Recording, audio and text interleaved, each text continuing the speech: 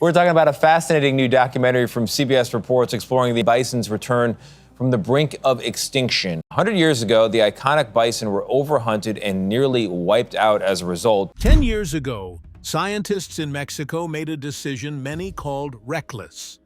They released a small herd of bison into a barren desert.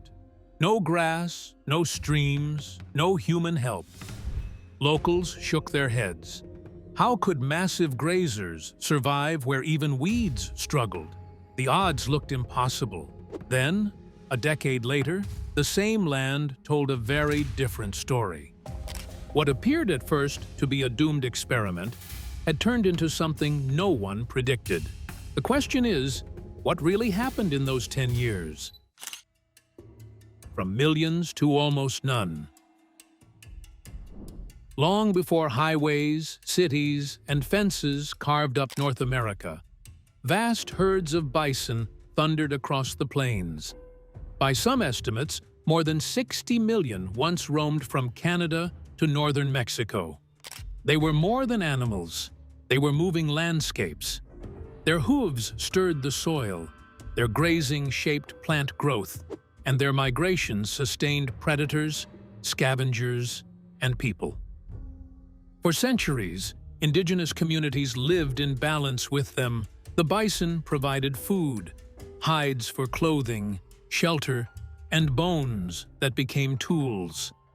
Every part of the animal had a purpose, and nothing was wasted. The relationship was not one of domination, but of reciprocity. Indigenous cultures understood that their survival was tied to the bison's survival. But the arrival of European settlers changed everything. It's crazy to think that we're able to wipe out billions of anything. Well, we came real close to doing it to the buffalo. Yeah. And some of those, well, the bison, I should say. In the 18th and 19th centuries, hunting shifted from subsistence to mass slaughter. Railroads expanded westward, offering easy transport for hides and meat. Hunters began slaying bison, not for survival, but for profit, and sometimes for sport. Shooting from train windows became a grim pastime, and entire carcasses were left to rot on the prairie while only hides or tongues were taken for sale. What had once been a balance between human need and natural abundance collapsed under the weight of greed and industrial-scale hunting. By the 1870s, bison hides had become a booming commodity. Factories churned out leather belts to drive machines during the Industrial Revolution, and tongues were shipped to restaurants as a delicacy. The U.S. military quietly encouraged the slaughter, knowing that if the bison disappeared, the indigenous nations of the plains would lose their main source of food and power. It was a deliberate strategy of starvation and displacement. Within 2 decades, the great herds had been decimated. The stats speak a tale of horror. From tens of millions at the start of the 1800s, the population fell to merely a few million by 1870. By 1889, fewer than 550 wild bison were remaining in the entire United States. Mexico's bison were hunted entirely out. Small pockets persisted in the most remote regions of the United States and Canada, but the bison disappeared completely in Mexico. At the end of the 19th century, the species disappeared from Mexico, eradicated from the soil where it once thrived. It is more than mere animals that are lost. It is one of the keystone species draining the board. The grasslands have started unraveling without buffalo. Prairie dogs, which depend on the loose soil of bison-trodden plains, have lost ground in numbers. They are followed by the predators, namely wolves and ferrets. Again, large clumps of brittle, dense vegetation now die back under overgrazing by cattle in place of the more dynamic grazing of wild bison. Rivers and streams have built their own natural banks. There came, without hooves to churning and no herds to fertilizing, the land hardened and dried. The loss was an ecological and spiritual one for the indigenous peoples, as the sacred connection they shared with the bison was severed in an instant. As the herds began disappearing, The songs and stories and ceremonies connecting the animal's life cycle to human life held no more meaning. Communities that had depended on the bison for their sustenance and trade were thrown into dependence on government rations or forced removal to reservations. What once had been a vibrant symbol of abundance turned into nothing but a symbol of extermination. By the 20th century, the buffalo, as the bison was then popularly called, existed only in memories, paintings, and a few small conservation herds. It could not be thought that they would have been once mighty enough to define entire landscapes, and that there could ever be some hope for their return to northern Mexico. For decades, the sad story of the bison was told as a tragedy lacking any hope. A species nearly exterminated, a land stripped off, and a culture devastated. Of course, nature has a way of surprising us. Through great odds against them, conservationists in America achieved success in the form of protection and breeding of small herds. By the early 2000s, these herds had grown large enough to be considered in projects for reintroduction. And now in Mexico, where the bison had disappeared years beyond a century, scientists were raising a daring question. Will the animal that had previously defined the grasslands also restore them? But before we understand the miracle of recovery, we need to see just how lifeless the land had become in the bison's absence, a desert of thorns and silence where life itself seemed impossible. Desert of thorns and silence. When the last bison vanished from Mexico, the change in the land was not immediate, but it was relentless. For centuries, the herds had acted like gardeners of the grasslands, loosening soil, spreading seeds, and fertilizing plants. Without them, the balance broke. At first, people simply noticed less movement on the horizon. No thunder of hooves, no dust clouds stirred by grazing herds, but over time, the absence rippled through the ecosystem like a slow, creeping drought. Northern Mexico's plains, once wide and green, began to harden. Without hooves cracking the surface, the soil compacted into a crust. This crust acted like concrete, blocking rain from soaking in. Water ran off, leaving streams that once carried steady flows dwindling to trickles. Grass struggled to regrow. Where a sea of prairie once waved, thorn bushes and spiny desert plants crept in. The land, once alive with birdsong and insects, fell silent, broken only by the hiss of wind through dry branches. Farmers noticed too. Cattle replaced bison, but cows grazed differently. Instead of moving restlessly across the plains, they lingered in one place, stripping it bare before moving on. What remained was not a healthy pasture, but dirt, trampled and eroded. When the rains came, the topsoil washed away, leaving rocks and dust. Generations of soil, built by roots and animal cycles, simply vanished. This collapse moved through the creatures associated with bison-shaped landscapes. Once busy in their occupation as the engineers of the plains, prairie dogs faded away as the hardened soil became impossible to burrow. Without them, the soil lost one of its master tillers. No aerated soil, no mixing of nutrients, no tunnels trapping rainwater underground.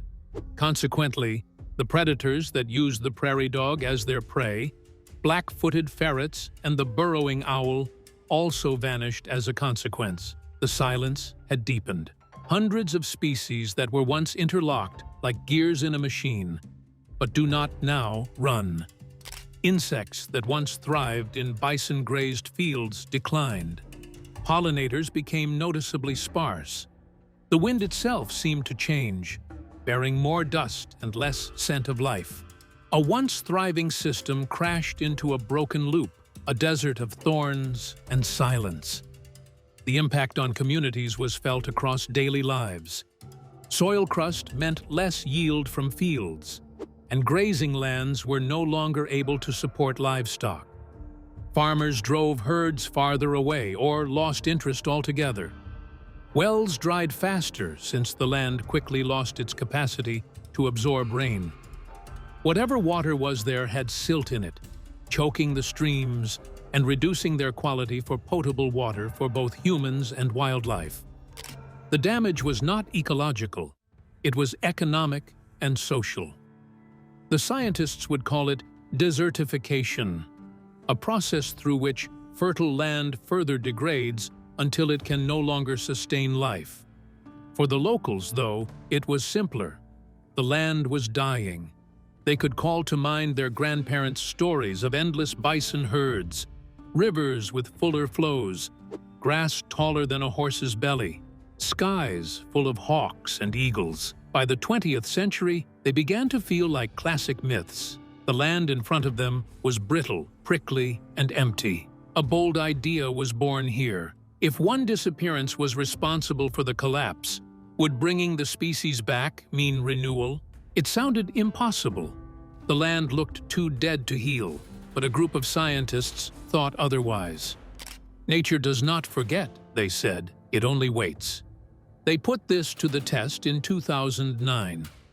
That year, a handful of bison stepped onto Mexican soil for the first time in more than a century. Most believed they wouldn't last a season. What happened next shocked everyone. The crazy release of 2009. By the late 2000s, much of northern Mexico's grasslands looked more like wastelands.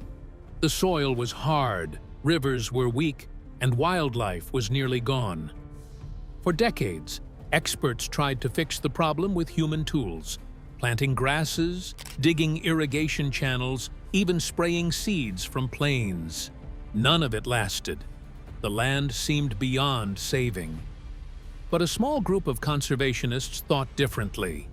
They believed healing would come not from machines, but from the return of the very animals that once kept the ecosystem alive, the bison. In 2009, after years of planning and debate, 23 American bison were transported from the mountains of the United States to a barren stretch of Chihuahua, Mexico. To outsiders, it looked absurd. Why release such massive animals into an area with barely enough food or water for goats? Critics mocked the project as doomed. Ranchers feared the bison would compete with cattle or destroy fences. Even government officials hesitated, worried resources would be wasted on animals that had vanished from the country more than a century earlier. But the scientists had a different vision. They chose not to interfere once the bison were released. No supplemental feeding, no special watering stations, no protective enclosures. The herd would roam freely, just as their ancestors had. The logic was bold. If bison couldn't survive on their own, the ecosystem was too far gone. But if they could, they might trigger natural processes no human plan had ever managed to replicate. The release itself was thrilling and tense. As the heavy transport trucks arrived and gates swung open, the animals hesitated at first, sniffing the dry air.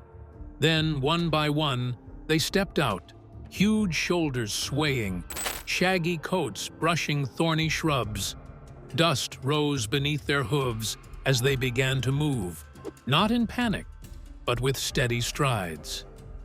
For the first time in more than a century, wild bison roamed Mexico again. After wandering through the desert grasslands for weeks, the animals scrounged around for what little forage and water they could find. Observers feared starvation. Then came the unforeseen. The bison began to adapt. They dug into solid ground to find hidden moisture. They grazed, selectively weeding plants in a way that encouraged regeneration. They would not stay put for long. They kept moving, and the land began to respond. Soil that had long been locked compact started loosening from the stamping of their hooves. When the first rains came, instead of running off, water absorbed in. Green shoots appeared in places that had lain bare for years. Locals who had written off the project began to notice the difference. Birds returned, insects started buzzing, and the sight of calves in the herd brought hope. In less than a year, the bison were not only surviving but flourishing. The desert was coming back to life against all odds. With equal measure to the ecological one was the symbolic weight. For the indigenous peoples of northern Mexico, the bison's return held deep significance. It meant reviving an animal, and with it, a history tied to the land from which they had been cut off many generations ago. The elders would tell stories of their ancestors who had lived among the great herds, and now these stories could be seen and not just remembered. Skeptics, however, lingered. They were saying the early recovery was a fluke, that the animals would ravage lands and perish. But the herd increased in number steadily with each passing year, and the land turned greener. By 2018, less than 20 years since their release, their numbers rose from the original 23 to over 200. What had been a bet was now indisputable evidence for how bison could breathe life into dead land. But how could a few dozen animals succeed where years of human effort had failed? The secret lay not in what people did for the land, but in what the bison did with every hoof print, every step, and every roll in the dust. Hooves as plows, waste as fertilizer. The revival of northern Mexico's barren plains wasn't magic. It was biology in motion. What shocked observers most was how quickly the land responded, and the explanation was hidden in the bison's daily behavior. Every movement, every mouthful, every footprint shaped the environment in ways no machine or human hand could replicate. The bison weren't just surviving in the desert. They were acting as engineers, using nothing more than their bodies to restore life to a dead landscape. Start with the hooves. Unlike cattle, which linger and strip the same spot bare, bison are restless movers. They walk miles each day, and their sharp, heavy hooves press into the ground like natural plows. On Chihuahua's hardened soils, this was revolutionary. Decades without bison had left a cement-like crust that blocked rain from soaking in. With every step, the herd cracked that crust open. Thousands of tiny fissures appeared, creating entry points for water and air. Scientists later measured how much more rainfall infiltrated bison-trodden ground compared to untouched patches, and the difference was dramatic. Where cattle left barren dirt, bison created conditions for life to return. Their manure was the second secret. Bison waste is anything but wasteful. It is packed with nitrogen, phosphorus, and potassium, the very nutrients plants crave. A single herd scatters tons of fertilizer across the plains each year, and unlike industrial agriculture, they do it for free and without chemicals. Soil samples taken before and after the reintroduction showed nitrogen levels rose nearly 40% in grazed areas. This natural enrichment jump-started plant growth, feeding insects, rodents, and eventually larger animals. In essence, bison carried the missing ingredients for revival inside their own bodies. The end of the process was just one step. Bison were forced to migrate at very high speeds, grazing and inspiring activity comparable to disturbance control. They seemed to gnaw plants just short of Black Death height before speeding on, trampling some soil that holds seeds and moisture, while the dung goes to microbes that break down organic matter. What might at first glance look like destruction is really renewal in disguise. In just one season of research, scientists observed grass spreading into patches that had been bare for decades. Even playful habits played an important role for the bison. They rolled in the dirt sometimes to relieve an itchy spot, or to drop hair, or simply to bask in it. A roll creates small, shallow depressions, little basins that would collect rainwater. And those little basins became seedbeds that would hold just enough moisture for plants to sprout even during dry spells. Seeds clinging to the bison's fur dropped into these natural planters, germinating in places once lifeless. In the course of time, these became hollows brimming with grasses, flowers, and shrubs, transforming scars into pockets of diversity. The effects of ripples spread rapidly. Then came the insects, and with the insects came birds that were attracted to the food and where they would nest. Small mammals were covered in grasses. There was a chain reaction rolling outward across the plains, ignited by every hoofprint like a spark. Ecologists described it as the land breathing again, saying it would take decades. It was clear to the natives. Dry streams managed to hold water longer after rains.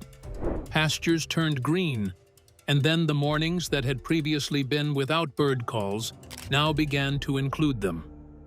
What machinery and hard labor failed to accomplish in years, the bison achieved, except for being themselves. Clearly, the lesson here was they were not simply tenants of a habitat. They were its architects. The land collapsed without them. It starts with each hoofprint and dung pile to rebuild itself with them. And as the soil softened and the grasses returned, something even more surprising happened. Creatures that had vanished decades earlier began to reappear, following the bison back home. Prairie dogs, ferrets, and owls return. When scientists released the first herd of bison into northern Mexico's Chihuahuan Desert in 2009, they hoped for grass. What they didn't expect was a chain reaction that would bring back an entire cast of vanished species. A decade later, the proof was undeniable. Where the bison walked, other animals followed, each one tied to the next in ways that made the ecosystem whole again. The return of prairie dogs, black-footed ferrets, and burrowing owls was the clearest signal that the land wasn't just surviving, it was thriving. Prairie dogs were the first to reappear. Once they filled the plains with colonies, digging tunnels that loosened soil, circulated nutrients, and provided homes for countless creatures. Prairie dogs, though, again, spend 70% of their time underground. So we have to be creative on how to track them and how to find out what they're doing in that hidden world underground. But when bison vanished, prairie dogs collapsed too. Without grazed grasses and ground softened by hooves, their burrows dwindled. By the early 2000s, they were almost gone from northern Mexico. As soon as the bison returned, so did the conditions prairie dogs needed. Grasses sprouted in hoof-cracked soil, providing food and cover. The loosened ground made digging possible again. Within a few years, the sound of prairie dogs chirping returned, a noise many locals hadn't heard in decades. Ecologists celebrated because prairie dogs aren't just another species. They are keystone animals. Their tunnels create pockets where rain collects, slowing erosion. Their digging recycles nutrients, and their colonies serve as foundations for other species. One of those species was the black-footed ferret, North America's rarest mammal. For decades, it teetered on the brink of extinction, with only a few hundred left in the wild. Its survival depends almost entirely on prairie dogs, which make up over 90% of its diet. No prairie dogs means no ferrets. But when colonies began spreading again, wildlife managers seized the chance. Within the recovering grasslands, ferrets quickly found sustenance and shelter. One family can feed more than 200 prairie dogs in 1 year, keeping populations balanced. They also used abandoned burrows to be dens, indicating the system was cycling back to equilibrium. Then came the burrowing owls. Unlike the classic majority of owls, which nest on tree branches, these small, long-legged birds live underground. They cannot manage to dig their homes. They depend on prairie dog tunnels for raising their chicks. The returning bison left the owls without much profile in the barren desert, getting them closer to extinction. Now, with colonies being expanded, the owls followed. Now, visitors began to see them again as they bobbed at burrow entrances or darted low over grass to search for insects. More important than simply symbolic was this return. It made manifest that the desert was not only greening, but coming again to structural wholeness. These three animals, the prairie dog, ferret, and owl, had not returned at random. They were, in fact, part of a cascade. Scientists call it a trophic cascade, where one keystone species recovers and sends reverberations through the rest of the ecosystem. Bison break up the ground, fertilize, and spread seeds. Prairie dogs dig into that soil and create colonies. Ferrets and owls fill the burrows, linking predator and prey to habitat into a living cycle. What amazed researchers the most was the speed with which the transformation happened. Within a decade, the desert's lifeless silence had once again echoed with animal voices previously unseen for generations. Farmers said birds were coming back to fence lines. Hikers saw ferrets darting through the grass at night. All of a sudden, noise of life felt like resurrection for a once silent landscape. But the bison's story wasn't just about wildlife. As their numbers grew, they reshaped the land in ways that brought back rivers, flowers, and even changed the way people thought about deserts. Numbers rise, ecosystem heals. When the first 13 bison stepped onto Mexican soil in 2009, few believed they would last a season. The land was dry, cracked, and seemingly beyond repair. Skeptics predicted the animals would starve or wander into ranches, only to be pushed back out. Yet a decade later, the scene was unrecognizable. The herd hadn't just survived. It had multiplied. By 2018, more than 200 bison roamed northern Mexico's restored prairies, each hoofbeat proof that the ecosystem was knitting itself back together. The growth was remarkable. Unlike cattle, which rely on constant human intervention, bison breed and raise calves with little assistance. Their instinct to roam wide distances prevented overgrazing. Each spring brought new calves, and survival rates climbed as the land grew greener. Scientists noted how each generation adapted seamlessly to the desert, reviving instinctive behaviors absent from the region for over a century. As numbers rose, so did the impact. More hooves broke up hardpan soil. More dung fertilized the ground. More seeds spread across the landscape. Native grasses, once thought extinct, returned, anchoring the soil and slowing the desertification that had plagued the land for decades. This sparked a feedback loop. Healthier soil nurtured plants. Plants fed insects, and insects supported birds. The bison's return wasn't just about animals. It was about restoring the processes that defined grasslands. The transformation was visible. Aerial photographs from 2009 showed endless brown stretches dotted with thorn scrub. By 2019, those same areas shimmered with green, wildflowers reappearing after years of absence. Seasonal rains no longer vanished in surface runoff, but seeped into the ground, stored in the soil for weeks. Small streams trickled back where only dust had run before. For nearby communities, these subtle shifts were profound.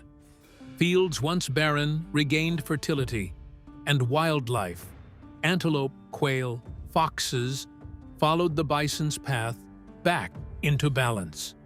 Biodiversity rebound, Perhaps the biggest surprise was the speed of rebound. With the days of 200 bison changing land use, scientists recorded the return of dozens of species. Newly opened flower patches became a haven of life for pollinators. Raptors wheeled overhead, patrolling for prairie dogs and small members of the animal kingdom. Frogs glided back into rain ponds after bison wallows. Each newcomer would weave another strand into the ecological web, effectively cushioning these lands against droughts and storms. For conservationists, this was a live laboratory. It offered evidence that restoring one keystone species would set off a chain of events that no man could design. The bison, being the bison, were ecosystem engineers, altering with their own behaviors the very soil, water, and vegetation to engineer a landscape back before the brink. And scale mattered. The experiment began with 13 animals, but was altered by the presence of 200. The challenges remained. Ranchers feared competition with cattle. Poaching became a threat with the growing size of the herd. Climate change created further pressure on already fragile landscapes. But one fact was undeniable. The desert was healing. And it was healing because bison were back where they belonged. What had long ago looked doomed was now a blueprint for recovery. Letting bison do what they had always done.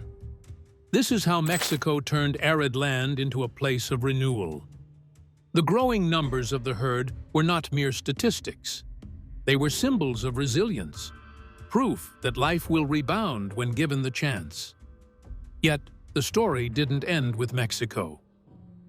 The revival echoed across borders, offering lessons to the entire world about how one species can rewrite the future of a landscape. When animals heal the earth. The revival of bison in Mexico is not an isolated miracle. It belongs to a wider story about how certain species, keystone species, hold entire ecosystems together. Remove them, and everything unravels. Restore them, and landscapes breathe again. Bison are one example, but their story echoes lessons drawn from wolves in Yellowstone and elephants across Asia and Africa. These animals prove that sometimes the most powerful tools for healing the planet are not machines or chemicals, but the animals themselves. Take Yellowstone National Park. In the early 1900s, gray wolves were wiped out after decades of hunting, trapping, and poisoning. At first, the absence seemed to benefit elk and deer, who now roamed without fear. But soon, the balance broke. Herds lingered too long in valleys and riverbanks, stripping young willow, aspen, and cottonwood. Without these trees, beavers lost dam-building materials. Without dams, ponds and wetlands dried up. Birds, fish, and amphibians that relied on these habitats vanished. The land grew silent. In 1995, a bold experiment began. The reintroduction of just 14 wolves. Within years, change was visible. Elk moved more often, wary of predation. Trees rebounded, their shoots no longer eaten to stubs. Beavers returned, reshaping rivers into a patchwork of ponds and wetlands. Birds nested in new groves, fish spawned in calmer waters, and riverbanks grew stronger. Scientists called it a trophic cascade, a domino effect, where the return of a predator reshaped the entire system. The lesson was clear. Predators don't just hunt prey, they guide the flow of life.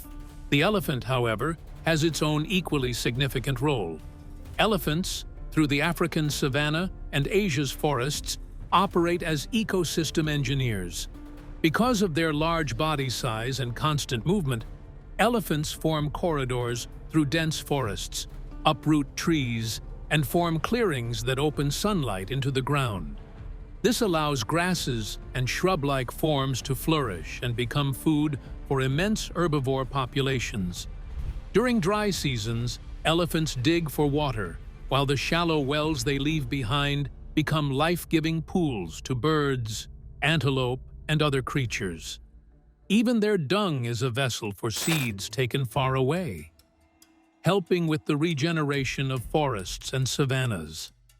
Without elephants, ecosystems find themselves struggling. Forests become too thick, starving little grazers. Grasslands shrink, reducing zebra and wildebeest food. In some environments, the entire food web weakens or collapses because one species of elephant is gone. Much like the wolf in Yellowstone or the bison in Mexico, the elephant demonstrates how one species can tip the balance of entire ecosystems. All of the narrations are linked to the thread that is called humility. Mankind has long attempted to control nature through bulldozers and dams and chemicals, generally with ambiguous results to say the least. However, by reintroducing a single species, one can achieve far more than all the human engineering over the last few decades. The rivers in Yellowstone are restored by wolves. Elephants live in both the savanna and the forest. Bison resurrect the deserts of Mexico. None of these animals did healing with intention. They acted instinctively, since it seems humanity has disrupted their natural order. The lesson for conservationists is critical yet straightforward. If ecosystems are to be repaired, their first consideration must be the absent players. New technology or billions in projects are not always new. Sometimes, the most significant key is to return to nature the animals that she has lost, and then get out of the way. The return of the bison shows how even the harshest land can come back to life when nature is given a chance. Their story is more than survival. It's proof that renewal is possible. If you found this video eye-opening, please hit the like button, share your thoughts in the comments, and subscribe for more stories that reveal hidden truths about our world. And don't go anywhere. The next video is right here on your screen, with another journey you won't want to miss.